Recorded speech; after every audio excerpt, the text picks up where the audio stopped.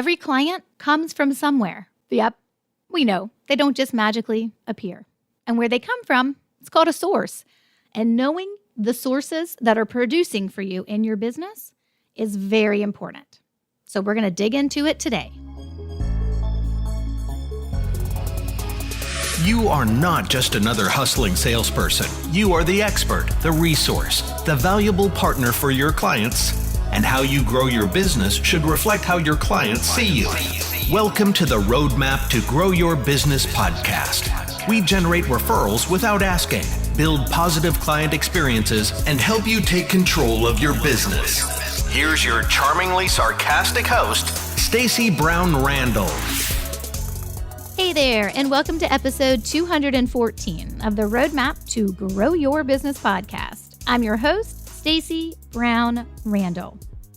Right, we are moving right along with our business development series, and we are going to be digging in today to figuring out your sources, aka where your clients come from, or I guess I should say where your prospective clients come from, because before a client can be a client, well, they're a prospect, and they become a prospect when they come through a source, which means how they learn about your business. And that source is a really important metric to how your business is doing. So there's a couple of things I want to accomplish with this episode and this part of our business development summer series. And that is, first, understanding why it actually matters to know the hard, cold facts, the data behind where your prospective new clients are coming from. Then after we talk about why it matters, we're going to dig into just clarifying some terms, because I see these terms used interchangeably, and the truth is lots of people have lots of different definitions for what they mean. So I'm going to give you my baseline definition so that the rest of this episode will make sense for you. And then, of course, I'm going to walk you through the exercise called the sales strategy activity to truly understand how to determine your sources. Now, to make this easier, there is actually a PDF that you can download that'll walk you through step-by-step this activity. So I'm going to encourage you to fill this out because it actually will allow you just to complete the activity quicker. And that's really important when we're busy, right? And so you're going to download that PDF. You can grab that PDF on the show notes page for this episode, which is staceybrownrandall.com/214. That's 214 for episode 214. And of course, you know it, Stacey has an E. So you can definitely download this PDF and then follow along with this episode, or listen to this episode, then go download the PDF and then follow along with completing the activity within the PDF. It's pretty self-explanatory if you were to just download this activity a little bit later, but definitely helpful if you do it while you're listening to this episode. The other thing is that there's an article that goes deeper into the thoughts around this activity as well and gives you a different take on the source conversation. And that is the articles on my website, Where Referrals Fit in Your Sales Strategy. So that article, Where Referrals Fit in Your Sales Strategy, is also available on the article page of my website. But the direct link for it is staceybrownrandall.com/fit, F-I-T. So you can definitely go to the show notes page to access that article, or of course you can just type it into your browser right now, staceybrownrandall.com/fit. And there's a couple of episodes that I've also done in the past where I've tackled this concept of sources and understanding how to figure your sources out. If you go way back to the beginning of the podcast, we're talking like within the first couple of months, episode 11 and 12 was a two-parter where we talked about prospecting. Now, prospecting is just one piece of where your clients come from, but it'll definitely help you dig in more on the prospecting side if you think you need that. And then, of course, for this episode, we're going to talk about all three areas of the sources that can be categorized in your business. But episode 11 and 12 on this podcast will definitely give you the prospecting side of that. And then we talk about this a little bit more in episode 38. So each of those, the article and those three episodes, have a different take or a different slant to this same topic of figuring out your sources. This episode is going to give you kind of a totality look, kind of like a 30,000-foot view look at your sources, and then dig into the data and what the data reveals for your business. So first thing we got to do is talk about why this matters, because it always matters. why we do anything should matter. And this one's a biggie.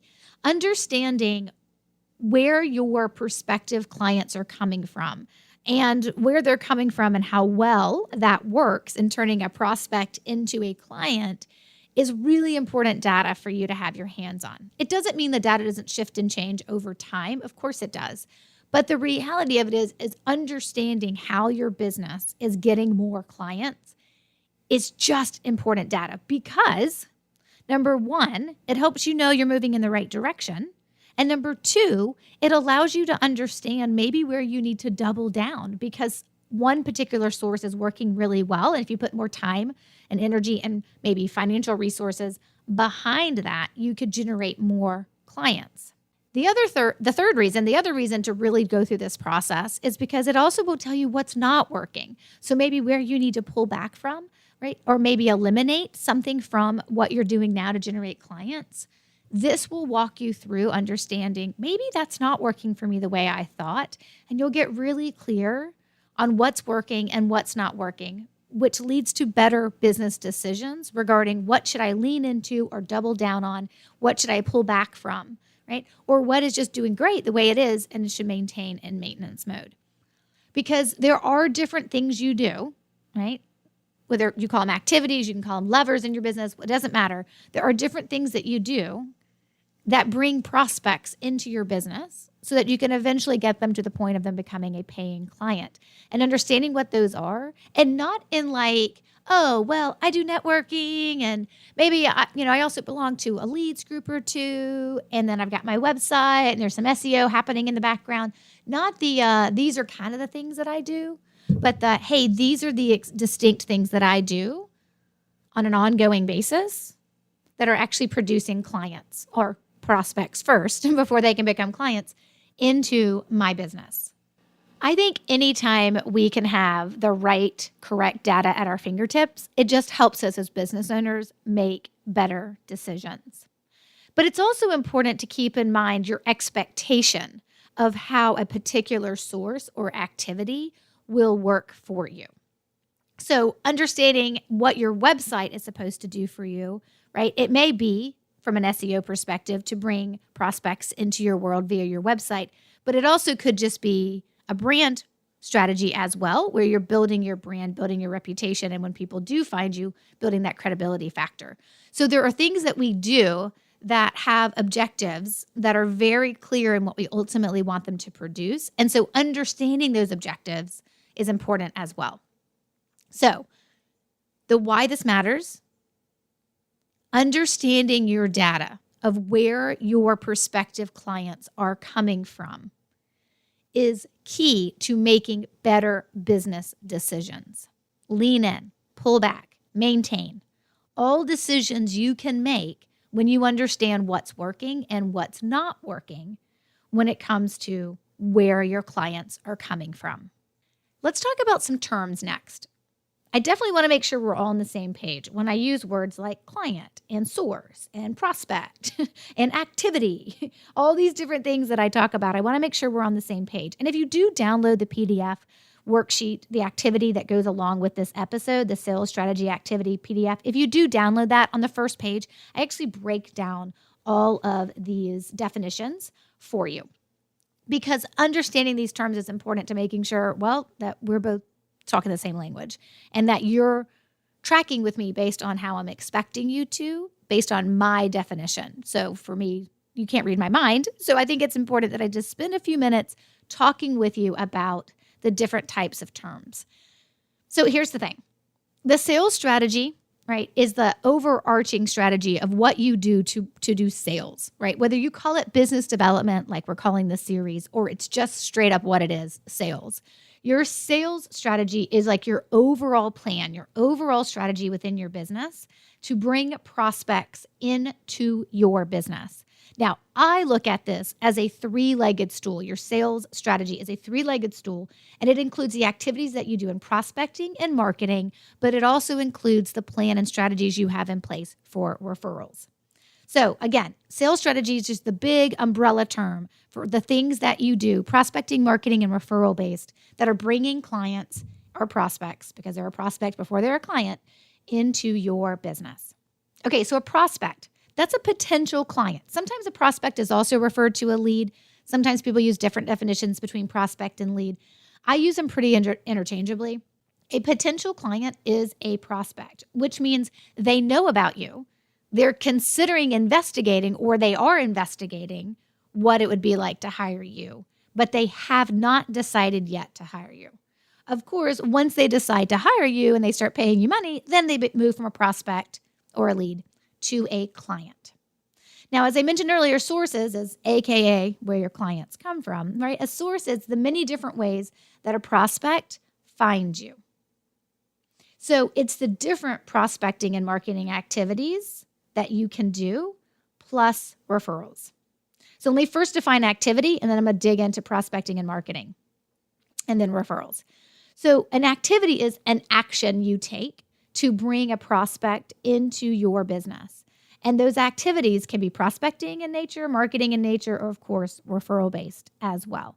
But they're typically, when you're thinking about this from a prospecting or a marketing perspective, the activities that we're doing that are prospecting or marketing in nature are typically individual activities you're doing under an umbrella of prospecting and marketing. In the referral world, though, it actually looks a little different. And of course, from that referral perspective, it is a strategy that we implement with different strategies based on where we are in business. Okay, let me break that down a little bit more from you. So you understand overall an activity is an action that you take to bring prospects into your business. Let's look at prospecting activities, because this is what's going to be really important for you to understand what you're doing so you can actually complete the activity. So prospecting activities are typically short-term activities. An activity is ultimately a source.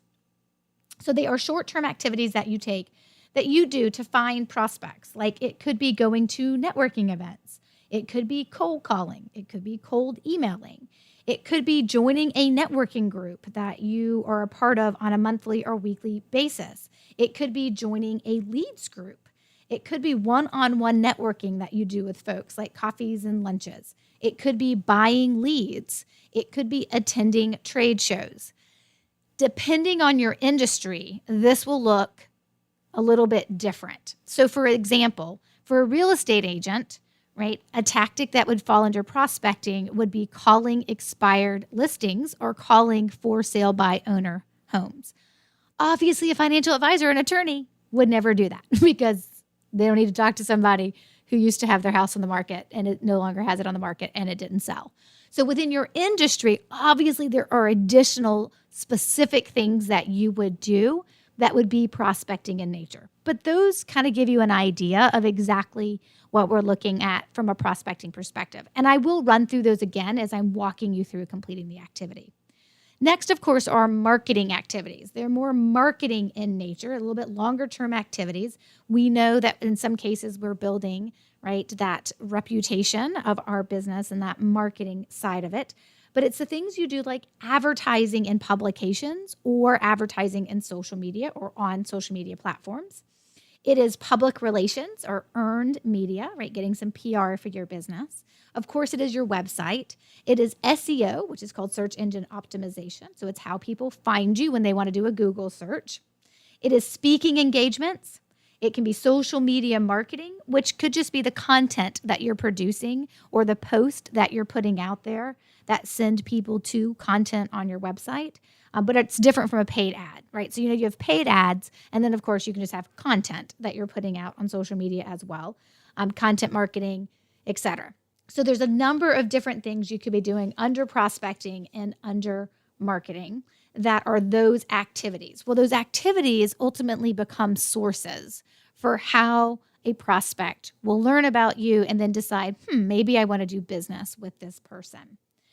And then, of course, the third leg of that stool for the sales strategy perspective and the third type of activities, though I'm using air quotes, you can't see me doing, is the referral plan. And it is different from standalone prospecting and marketing activities because truly you deciding to call expired listings as a real estate agent or you deciding to run Facebook ads as an architect, right? Those are standalone activities that you're doing. They all work together, hopefully in concert with each other, the activities that you're doing. But you do deploy them in a standalone fashion The referral plan is a process you follow to receive referrals, whether it's from people already referring you, right? And then, of course, ultimately from people that you want referring you. So your referral plan, right, being different from that standalone prospecting and marketing activities, the referral plan is a process to follow to receive referrals from people already referring you as a strategy in and of itself. But then there are other strategies, developing new referral sources, having a referable client experience, right? There are other strategies that you do that help from a referral perspective. Okay, so again, those are definitions. We went from sales strategy, we explained prospect, client, sources, activity, and then we dug into what are prospecting activities, marketing activities, and then what you're doing from a referral plan perspective. Okay, now let's walk through the exercise so that you can complete it. So you can come back and listen to this as often as you need to, but that way you can complete this activity. So really the way I want you to think about this is step one of this activity is what we call the brain dump. It's you listing out all the prospecting activities, marketing activities, and referral strategies that you are using, right, to grow your business. So in the activity, there's actually a giant wheel on the page, and there's all these spokes. Think about it like a bicycle. There's all these like spokes in between, and they look like pie pieces. And you would actually just write in one activity per spoke. Now, for some of you, you actually may need more than is there, and so you may have to double up on your spokes, right? But for most of you, you'll be able to say, okay, I belong to this networking group, and maybe I belong to this leads group, and maybe I have a referral plan to get referrals from my existing referral sources. And maybe you can also say, I do Facebook ads, or I do social media posts 3 times a month, or whatever it is, right? So you walk through each thing that you're doing. You're putting into the bucket, into an individual pie piece, an individual spoke in this wheel as all the things that you were doing as the activities that you're doing to produce or generate new prospects, new potential clients into your business. Use as many spokes as you need. And of course, if you have to double up and put two activities per spoke, that's fine. Most of you will only need what's there. And most of you will have blank spaces because maybe you don't have the use for all of the spokes. There isn't a right or wrong here. I want you guys to understand that. Whether it's you have all your spokes are full, you have half empty spokes, you only have one spoke. Okay, well, we don't want just one spoke. But no matter what you're doing, there's not a right or wrong here. This is just about what is, right? This is supposed to be an accurate reflection of what you're doing now to bring in new clients. We can solve it later, right? But this is about what are you doing now? Then the second step on the third page, what you want to do is you want to take that brain dump of activities, and there's a chart that you want to be able to fill in to capture not only the activities that you're doing, but the results of those efforts. So in this table, it walks you through when you fill in, right, the top line of an activity you're doing. Then it asks, okay, so how many new clients from that activity did you bring into your business in 1 year? Now, you can decide to do this with a different, time frame. But the idea here is it's the number of new clients in 1 year from that particular activity. Then it wants to know what's the number of prospects from that activity in 1 year. Because not everybody, let's just say for sake of argument, you are doing, I don't know, I'm going to use something generic, Facebook ads. There may be lots of people who come through your Facebook ads and actually download your free material, right? Or we can use a networking event. Maybe that's a little bit easier. You can meet a lot of people at networking events and a number of people who want to have coffee with you that show an interest in your business, but they never actually move to the hiring you phase, right? So it's how many prospects did this activity bring into your business in a year? And then of those prospects, well, how many of those became clients? And understanding your clients dividing with your prospects gives you a closing ratio. And the activity, this chart walks you through how to do it and explains it, right? So you want to know, hey, this one activity I'm doing, like this networking group I belong to, I actually talked to 15 people last year from it, and 9 of them became clients, right? And then your closing ratio would be the number of new clients divided by the number of prospects. So, for example, if I talked to 200 prospects, I don't mean you had a, hey, how you doing? I mean hey, Stacey, tell me about your business. I think I may be interested, right? If you talk to 200 prospects at networking events throughout a year, and you only close 2 of them into new clients, then the closing ratio would be 1%. And then you can also write down how much time you spend doing that activity in a month. Right? So if you're looking at this and you're looking at this from a referral perspective, right? So if you had referrals, like existing referral sources, right? You have existing referral sources and you're taking care of them the way that I teach it on a yearly basis. So it'd be existing referral sources. And then it would be the number of new clients that came through referral, but then also how many prospects were referred to you in all, right? So we know we got X number of prospects referred to us last year. And of that, a certain number became clients. We would divide that up to get our closing ratio, right? I always want my clients to be above 50%, closer to 80% on their closing ratio with their referrals. There are obviously things that go into that to make that a reality. And then you would also say, well, how many hours a month do I spend following that referral strategy for my existing referral sources? Well, the way I teach it, some months it's none, and some months you have actually something to do, a touch point. So overall, you could just average that out to be like 2 hours a month. It's not actually 2 hours a month, but you could just average it out. Because this way you're able to look at the activity, how many paying clients it brought to you, but how many prospects overall were brought into the business before they became clients, your closing ratio, and then the number of hours per month you spend on it. If you go to 200 networking events a year and had 200 prospect conversations and closed 2 people, or right, and that's a 1% closing ratio, but if that's taking you 15 to 20 hours a month, maybe we need to pay attention to how much time we're spending in networking and the ROI from that, and is that something we need to pull back from a little bit versus where we need to be leaning into other strategies. So the idea of doing the brain dump into the wheel or the spokes, the pie pieces, that's in step 1 in this process, and then digging into the actual data behind it. And the activity walks you through it, guys. I mean, it gives you examples, it gives you ideas of what you're going to do, it walks you through how to do it. Completing this is probably going to be eye-opening as to where you spend the majority of your time versus which sources are actually producing paying clients. And then it asks you to do a step called Truth Time, where you're going to write down your top 3 to 5 best producing activities based on your closing ratio and the amount of time you're spending on it.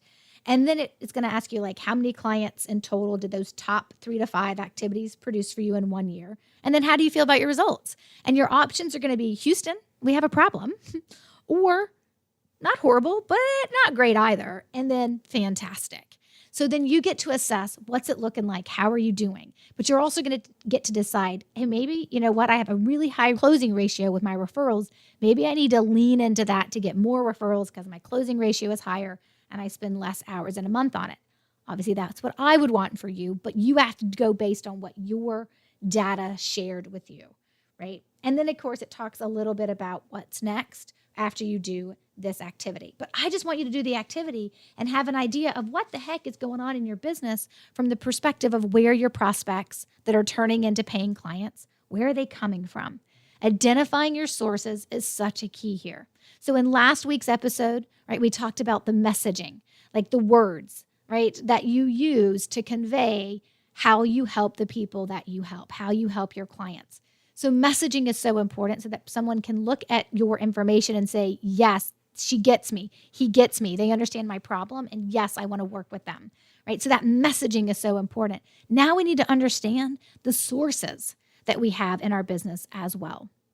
And then coming up next week, of course, we're going to talk in episode 215 about the buyer's journey. So we've got our messaging piece. Now we know the sources of where our potential new clients are coming from. Well, before they get from a prospect to a client, there's this thing called the buyer's journey that they go through. And I'm going to give you an overview of that as well. Remember, this is all things for our summer series that are business development related. Remember, on the show notes page for this episode, stacybrownrandall.com/214, you can grab the PDF that'll walk you through this sales strategy activity. You can grab that PDF. You can download it from that page.